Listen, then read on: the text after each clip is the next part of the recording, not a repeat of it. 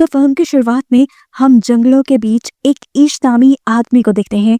वो एक बायोलॉजिस्ट है और अपनी रिसर्च के सिलसिले में वो शहर से कई दूर जंगलों में रह रहा है। एक दिन इसी रिसर्च के दौरान उसे जंगल से एक जहरीला सांप काट जाता है। वो बहुत ज्यादा पैनिक हो गया और यहाँ उसका फोन भी गिर गया। किसी को वो अब मदद के लिए भी नहीं बुला सकता था। खुद ही उसने अपना हाथ सक करके जहर को निकालने की कोशिश की, लेकिन इससे भी काम नहीं बना। घर जाकर उसने कट भी लगा दिया, लेकिन देर हो चुकी थी। जहर उसके जिस्म में फैल रहा था और उसे अजीबोगरीब हेलुसिनेशंस हो रहे थे। वो कई दिन ऐसे ही पड़ा रहा। उसे लेने के लिए एक दिन बहुत से साइंटिस्ट भी यहाँ पे आए। उसे थोड़ा थोड़ा इस चीज का होश था। वो अभी भी जिंदा था, लेकिन उसके जिस्म में बिल्कुल भी ताकत नहीं थी। उसने हिम्मत करके इन लोगों को बुलाने की कोशिश तो की, लेकिन आवाज ना कर पाया। और ऐसे सब लोग ये जानकर यहाँ से चले गए कि ऐश यहाँ पर नहीं है।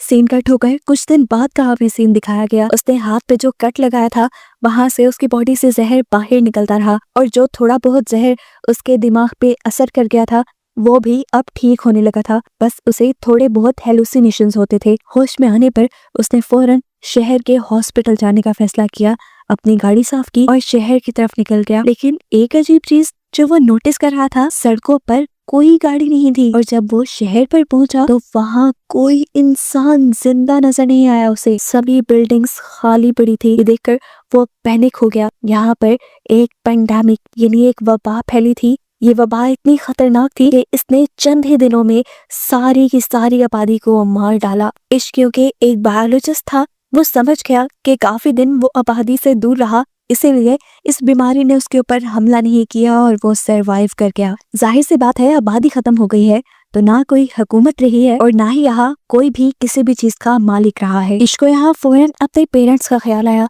तेजी से वो गाड़ी घुमाते हुए जब घर गया तो उसने देखा कि उसके पेरेंट्स कई दिनों से मरे हुए थे और उनकी बॉडीज की हालत भी बहुत ज्यादा खराब थी। वो बहुत रोया, लेकिन फिर उसने हिम्मत पकड़ी और अपने ही घर के बाहर उसने कब्र खोदकर उनकी बॉडीज को दफन कर दिया। सुबह उठकर भी उसने पूरा शहर देखा, कोई और सर्वाइवर जिंदा नहीं था। ये बात सोचते ही उसने फैसला किया कि वो एक दूसरे शहर जाएगा। उसने लॉस वेगस जाने का डिसाइड किया। कुछ जरूरत का सामान और गन लेते हुए वो निकल गया, लेकिन ब्रिज जो लॉस वेगस की तरफ जाता था वो भी सील था। उसे बहुत गुस्सा आया और लंबा रास्ता लेकर जैसे ही वो लॉस वेगस पहुंचा तो देखा कि यहाँ पे भी सभी लोग मारे गए। मॉल्स, बड़े बड़े होटल्स, कैसीनोस सब खाली थे। थक हार कर वो एक होटल में चला जाता है, वहाँ रात गुजारता है और महंगी चीजें एंजॉय करता है, क्योंकि अब ये सब कुछ उसके लिए फ्री था। वो अपनी उम्मीद खो चुका था कि उसे कोई मिलेगा, लेकिन लकीली अगली ही रात उसे दो लोग मिले। ये दोनों ही सरवाइव कर गए थे उस बीमारी से। लड़की ने अपनी दुखिया कहानी बताई कि उसने अपनी फैमिली को वीडियो कॉल पे मरते देखा है और अब उसे जीने की कोई उम्मीद नहीं, जबकि ये आदमी भी मरना ही चाहता था, क्योंकि ऐसी अकेली दुनिया में वो सरवाइव नहीं कर सकता था। आज रात के लिए ये लोग भी इश्क के साथ स्टे करते हैं, लेकिन सुबह होने पर इन लोगों के इरादे इश्क को खतरनाक लगे। उस आदमी के पास एक गन थी और वो तीनों को मारने का इरादा रखता था ताकि तीनों की मौत आसान हो जाए, लेकिन इश्क को जीना था, इसलिए वो उठकर वहां से बाहर निकल गया और पीछे उसे गोलियां चलने की आवाजें सुनाई थी। यानी उन दोनों ने अपनी जान ले ली थी। इस हादसे ने उसे और भी ज्यादा तोड़ दिया था। उसे शिद्दत से एहसास हो रहा था कि अब वो पूरी दुनिया में अकेला ही रह गया है। तेज गाड़ी चलाते हुए वो अपने घर वापस लौट आया। रास्ते में उसकी गाड़ी के सामने एक डॉग भी आ गया था। वो डॉग भी बिल्कुल इश्क की तरह अकेला था। इश्क ने इसे अपना साथी बना लिया और उसे जीने की एक नई उम्मीद मिली। इसने एक नई सिरे से अपनी लाइफ गुजारना शुरू की। सर्वाइवल की किताबें पढ़ना शुरू। खाने पीने की तो यहाँ कोई कमी नहीं थी, कमाने की अब जरूरत भी नहीं थी। रोज काम करने के वक्त वो पूरे टाउन में घूमता था इस उम्मीद से कि शायद उन्हें कोई सर्वाइवर मिल जाए, लेकिन हर रोज वो ना उम्मीद लौटता था। एक दिन वो जब चाय पीते हुए अपने डॉग के साथ विंडो के पास खड़ा था तो तभी उसका डॉग अचानक से भौंकने लगा, क्योंकि उसे किसी इंसान के होने का पता चला था। दूर एक घर में से धुआं निकल रहा था। साफ मतलब था कि वहाँ पे कोई इंसान हो सकता है। फौरन उसने गाड़ी निकाली और उस घर की तरफ बढ़ गया जहाँ से धुआं दिखाई दे रहा था। किस्मत से वहाँ पे एक लड़की थी जो उसे देखकर तो डर गई। इसने उसे यकीन दिलाया कि वो उसे नुकसान पहुंचाने नहीं आया, वो खुद भी एक अकेला इंसान है और किसी दूसरे सर्वाइवर की तलाश कर रहा है। ये बात सुनकर उस लड़की ने उसे अपने घर आने की इजाजत दे दी। इस लड़की का नाम था एमा। इन दोनों की बातों से हमें पता चलता है कि उस पेंडेमिक को लगभग 1 साल गुजर चुका है। एमा और ईश दोनों ने ही इस पूरे 1 साल में उन दोनों के अलावा किसी दूसरे सर्वाइवर को नहीं देखा। ये दोनों खुश थे कि उन्हें एक दूसरे का साथ मिल गया, नहीं तो अकेले जिंदगी गुजारना बहुत ज्यादा मुश्किल हो रही थी। ये लोग डिप्रेशन में जा रहे थे क्योंकि इंसान सोसाइटी में रहने का आदी है। अकेले रहकर उनकी दिमागी हालत काफी हद तक खराब हो चुकी थी। इन दोनों ने फैसला किया कि ये दोनों एक साथ ईश के घर पे रहेंगे, क्योंकि ईश के घर के बहुत पास जनरल स्टोर भी था जहाँ पर खाने की सप्लाईज थी, और ईश ने वैसे भी अपने घर पे बहुत सारी चीजें स्टोर भी की हुई थी जिनसे इनका जीना आसान हो सकता था। एमा भी ईश के घर आ जाती है। यहाँ पर जब ये दोनों एक साथ रहना शुरू करते हैं तो इनकी जिंदगी पहले से काफी बेहतर हो चुकी थी। एमा ईश का काफी सारे कामों में साथ देती है, वो ईश का हुलिया ठीक करती है, और साथ ही साथ ये लोग ईश के घर की रेनोवेशन भी स्टार्ट कर देते हैं, क्योंकि ईश ने इस पूरे 1 साल में अपने घर पर ध्यान नहीं दिया था। एक साथ काम करने के लिए ये रोज सुबह उठते और अपना टारगेट पूरा करते। ये दोनों ये भी समझते थे कि अगर दुनिया में सिर्फ ये 2 ही लोग बचे हैं तो अब इन्हें आबादी भी बढ़ानी चाहिए। पहले तो ये दोनों का फैसला था, लेकिन ईश को जब पता चला कि एमा प्रेग्नेंट हो गई है तब वो बहुत ज्यादा डर गया। उसे डर था कि क्या उसके बच्चे इस अजीब सी दुनिया में सरवाइव कर पाएंगे। एमा उसे हौसला देती है कि सब बेहतर हो जाएगा। ईश जो कि एक बायोलॉजिस्ट था, वो बुक से पढ़कर बच्चे के पैदा होने के तरीके देखने लग जाता है, क्योंकि वो जानता था कि ये दोनों अकेले हैं और उन्हें ये काम खुद ही करना पड़ेगा। साथ ही ये दोनों इस घर को परफेक्ट करने की भी कोशिश कर रहे थे। ईश ने यहाँ पे सोलर पैनल्स भी लगा लिए थे ताकि उनके घर में इलेक्ट्रिसिटी की कमी ना हो। पेंडेमिक को क्योंकि काफी वक्त गुजर गया था, शहर भी जंगल की तरह बनने लगे और जंगल के जानवर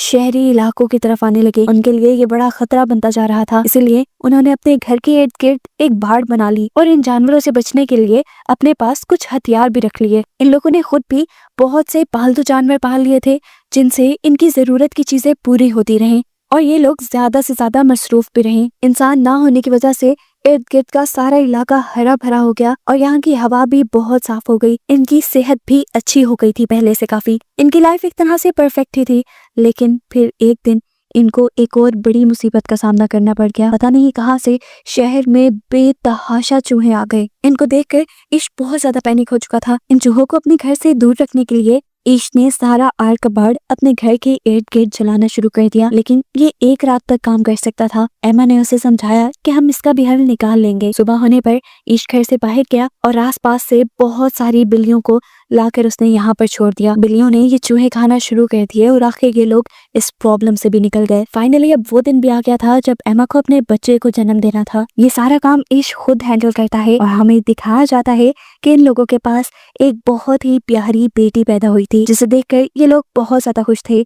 जीने की एक नई उम्मीद जो मिल गई थी इन्हें। इसके बाद ये लोग अब सड़कों पर जाकर अपने घर का एड्रेस लिखाते हैं, इस उम्मीद में कि अगर कोई सर्वाइवर यहाँ तक आए तो वो उनके घर पहुंच जाए खाना और पानी के लिए। देखते ही देखते 6 साल और गुजर गए। ईश किसी काम के लिए जंगल की तरफ बढ़ रहा था कि अचानक उसकी कार के सामने एक जंगली जानवर आ गया। डरकर ईश बाहर निकला तो उसने जानवर को देखा। वो अभी जिंदा था, दर्द में तड़प रहा था, इसलिए ईश ने उसकी मुश्किल आसान की और उसे शूट करके मार डाला। ये सब दूर खड़ी एक लड़की देख रही थी।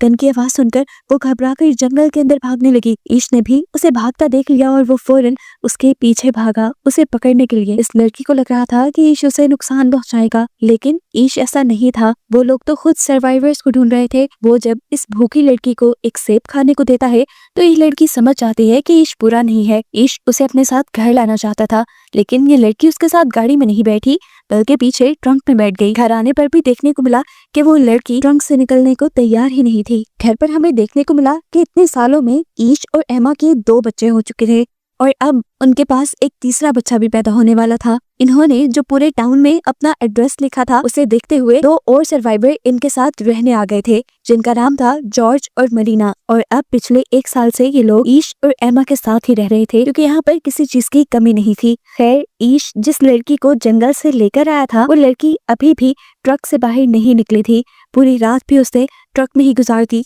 मरीना सुबह होने पर जब उसे खाना देने आई तो घबरा कर उसने खाना भी दूर फेंक दिया। तब मरीना ने उसे काम डाउन किया और अपनी कहानी सुनाई कि वो और जॉर्ज काफी महीनों से इस अकेले दुनिया में भटक रहे थे। उन्हें ईश और एमा का एड्रेस मिला और वो उन्हीं के साथ रहने लग गए। उसने बताया कि ये दोनों बहुत अच्छी हैं और यहाँ पे किसी चीज की कमी नहीं।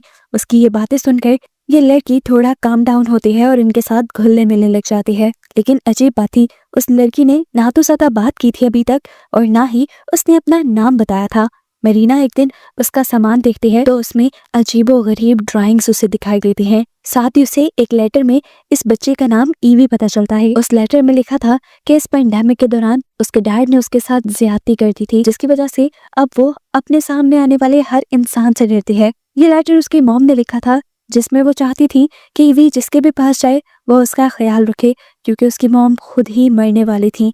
ये बात जानकर सभी ईवी का पहले से ज्यादा ध्यान रखने लग जाते हैं। इसी रात एमा को तीसरा बच्चा पैदा होता है, जिसकी वजह से ये लोग बहुत ज्यादा खुश हो जाते हैं। 1 साल ऐसे ही गुजर जाता है। एक दिन उन्हें अपने एरिया में किसी के आने की खबर मिलती है। सभी लोग डर जाते हैं। छोटे बच्चों को अंदर भेजकर सभी बड़े लोग गन्स लेकर बाहर निकलते हैं चेक करने के लिए कि यहाँ पर कौन आया है। इन्हें पता चलता है कि ये एक और सर्वाइवर्स का ग्रुप था, जिसमें टोटल 4 लोग थे। ये लोग भी ईश और एमा का एड्रेस देखते हुए यहाँ पहुंचे थे। इसमें एक डॉक्टर थी मोली, जिन्होंने इन सबको बताया कि इतने सालों में वो सिर्फ इन 4 जिंदा इंसानों से मिल पाई है और उसके बाद वो अब ईश की फैमिली से मिल रही है। इनके हुलिया और बातों से लग रहा था कि ये लोग नुकसान नहीं पहुंचाएंगे किसी को भी, इसीलिए ईश और एमा इन्हें भी अपनी फैमिली में शामिल कर लेते हैं। वैसे भी यहाँ चीजों की तो कोई कमी है ही नहीं।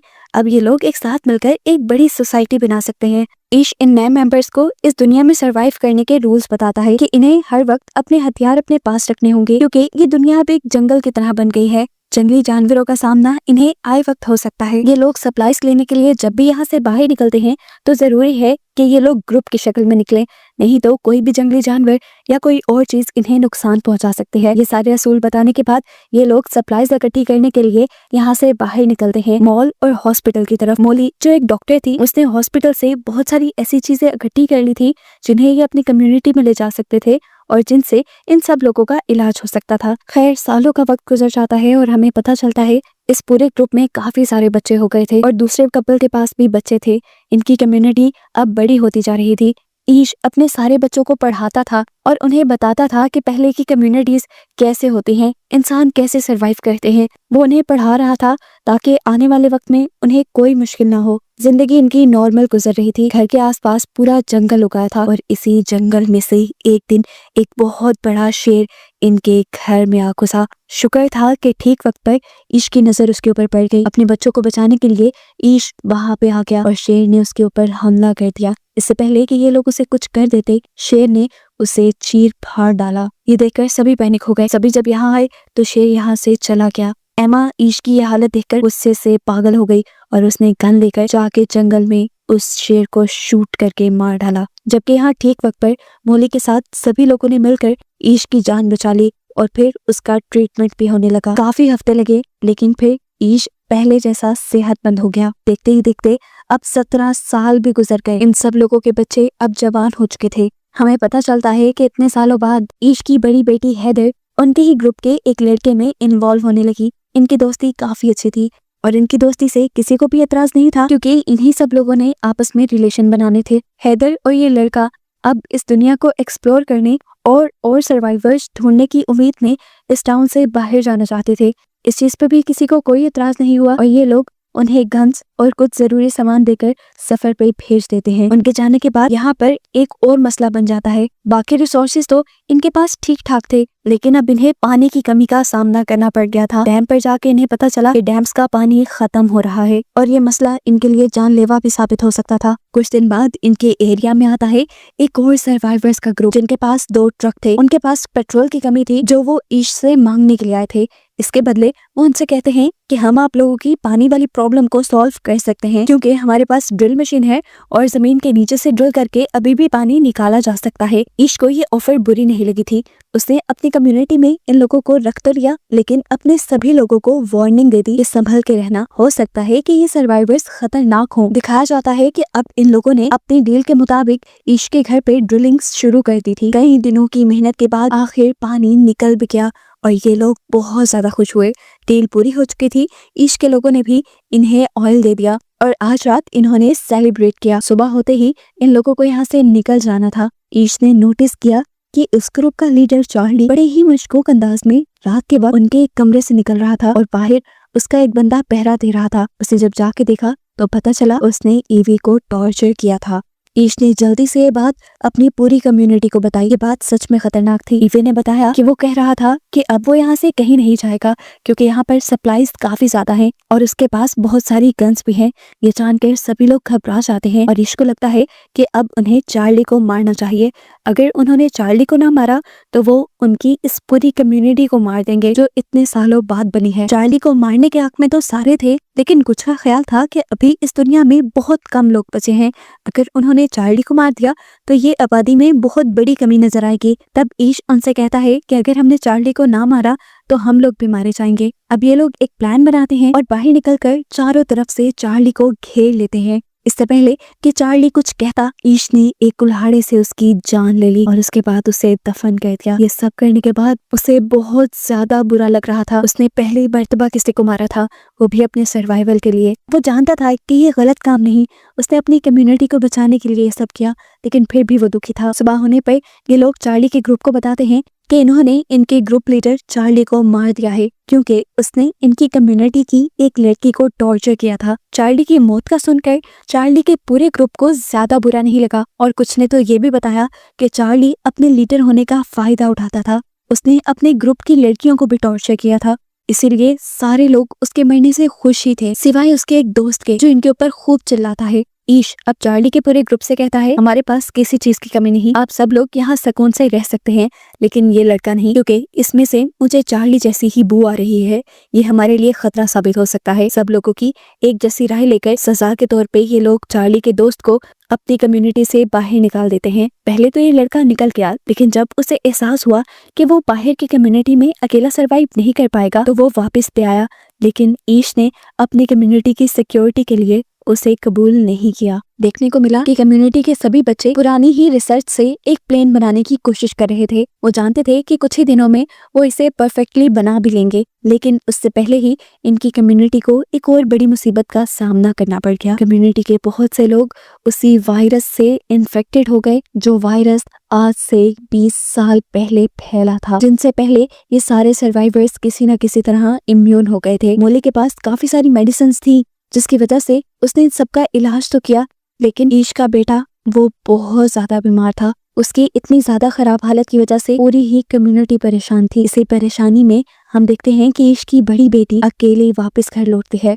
वो रो रही थी। सबने उससे उसके पार्टनर के बारे में पूछा और रोते हुए उसने कहानी बताई कि ये लोग जब सफर पर निकले तो इन्होंने बहुत सारे शहर ढूंढे, सर्वाइवर्स की तलाश की, एक एक घर छान मारा, लेकिन कोई सर्वाइवर इन्हें ना मिला। ये जगह जगह अपने घर का एड्रेस लिखते रहे और फिर ये लोग एक जगह पहुंचे जहां जंगलों में इन्हें एक इंसान मिला और उसने हैदर के पार्टनर को पकड़ के मार दिया। उसने कहा था कि ये चार्ली का बदला है, यानी साफ मतलब है ये वही आदमी था जिसे ईश ने अपने ग्रुप से निकाल दिया था। हैदर ने बताया कि मैं अपनी जान बचाने के लिए और क्या भी करती, मैंने उसे भी मार डाला और फिर तेजी से अपने घर वापस लौट आई। सब लोग दुखी थे, अभी इस दुख से निकले नहीं थे कि ईश का दूसरा बेटा भी मर गया। बात सिर्फ यहीं पे खत्म नहीं हुई। ईश के बेटे के मरने के बाद उनकी कम्युनिटी के 3 और मेंबर्स मारे गए और इस हादसे से ईश बुरी तरह टूट गया।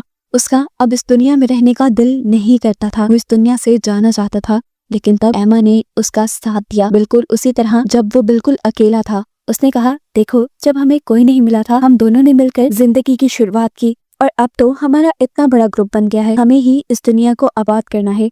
तुम अगर ऐसे ही हार मान जाओगे तो ग्रुप के बच्चों को कौन ट्रेनिंग देगा। उसकी ये बात सुनकर ईश को थोड़ा हौसला मिला और वो पहाड़ों पे चला गया सनराइज देखने के लिए। पिछली दुनिया के सनराइज से बहुत मुख्तलिफ था। पहले जैसे ये नेचर के रंग फीके लगते थे, अब हर चीज में ताजगी थी। ये देखकर ईश को एहसास हुआ कि ये पहले वाली दुनिया नहीं रही, ये एक नई दुनिया है। वो अपने बच्चों को पहले वाली दुनिया में रहने की तरबियत दे रहा था, ये गलत था। वो समझ गया कि अब उसे अपने बच्चों को इस नई दुनिया में सरवाइव करना सिखाना है। घर जाकर यही स्पीच वो अपने बच्चों को देता है कि हम अभी तक गलत डायरेक्शन में पड़ रहे थे, हम पुरानी दुनिया में चलने की कोशिश कर रहे थे, लेकिन जब पुरानी दुनिया रही ही नहीं तो फिर उसमें चलने की ट्रेनिंग क्यों लेनी है। ये एक नई दुनिया है और हमें इसके मुताबिक चलना है। ईशनी ने कहा कि अब से तुम लोग वही सीखोगे जो नेचर तुम्हें सिखाएगा और जो इस दुनिया में रहने के लिए जरूरी है। इस दुनिया में इनकी कम्युनिकेशन बिल्कुल बंद हो गई थी, तो इसीलिए इन्होंने फैसला किया कि ये अब अपना कम्युनिकेशन नेटवर्क बनाएंगे। इन्होंने